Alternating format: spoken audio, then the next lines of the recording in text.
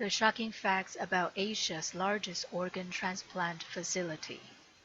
A mainland China citizen told the Epoch Times what he or she had learned firsthand at Tianjin First Central Hospital, also known as Oriental Organ Transplant Center.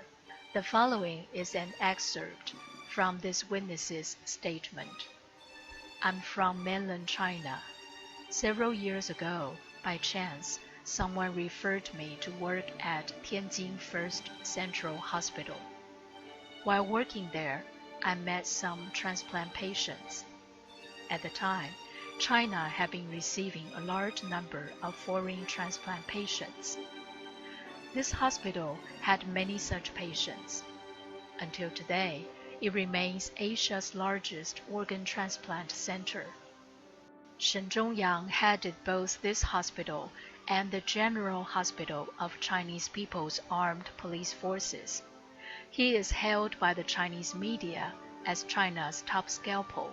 In March 2006, the world learned about organ harvesting from living Falun Gong practitioners imprisoned in secret concentration camps in Sujiatun District, Shenyang Province in China. Actually, from 2002 to 2005, under orders from Jiang Zemin and his faction, organ harvesting of Falun Gong practitioners had reached its peak. Later, some articles revealed that Shen Zhongyang conducted liver transplant experiments using live subjects, many of whom died during the experiments. At this hospital, doctors perform transplant surgery in groups of 3. I'm not sure how many surgery groups there are. These doctors work night after night. Most of the patients I met there needed either a liver or a kidney. Under normal circumstances, the waiting time for organs was anywhere from 2 days to 10 days or half a month. Patients all found the short waiting time unbelievable. A South Korean patient had the longest waiting time, 1 month. This was when the Chinese Communist Party's organ harvesting scandal was being exposed to the world. So they had to take a little more care to hide such blatant slaughtering from the public. The patient and his wife, a person of faith, asked me to find out who the donor was from the doctor. I'm healthy now because of the donor who extended my life. I want to know who the donor is so I can thank the person's family, the patient said. But we had been warned before being hired that we shouldn't go sniffing around or say things we shouldn't to patients.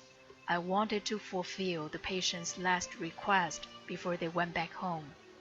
I knew that I shouldn't have been asking questions, but I spoke to the patient's transplant doctor anyway.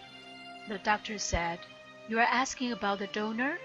Even we don't know who the donor is, and there's no way to find out. Nobody can tell you anything, and no records exist." I relayed the doctor's response to the patient and his family. They were shocked. The patient said that the international laws require the organ donor and his family to sign by hand and complete all necessary documents.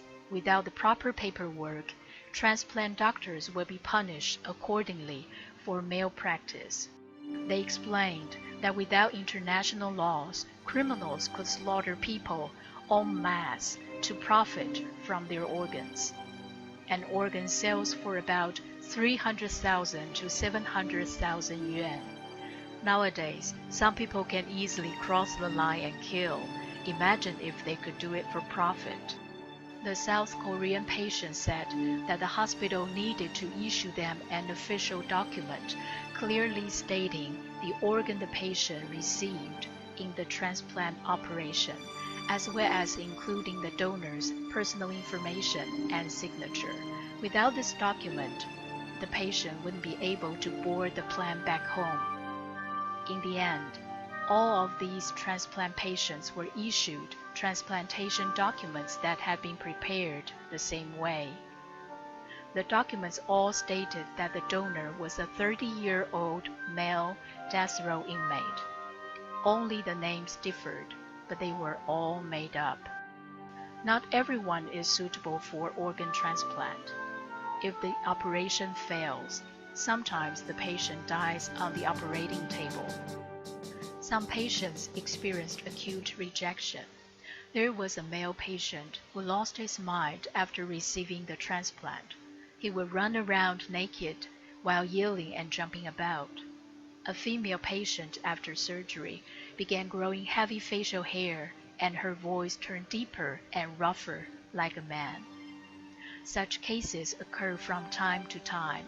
When asked by families why such complications happen, doctors blame it on drug side effects. At the time, I wasn't aware that the organs these foreigners had spent large sums of money purchasing came from Falun Gong practitioners. Many of us could hardly imagine that those angels, clad in white gowns, had been turned into murderers by the devilish Chinese Communist Party. I could no longer be a part of this, so I quit the job. Later, I learned about organ harvesting of living Falun Gong practitioners from banned overseas websites.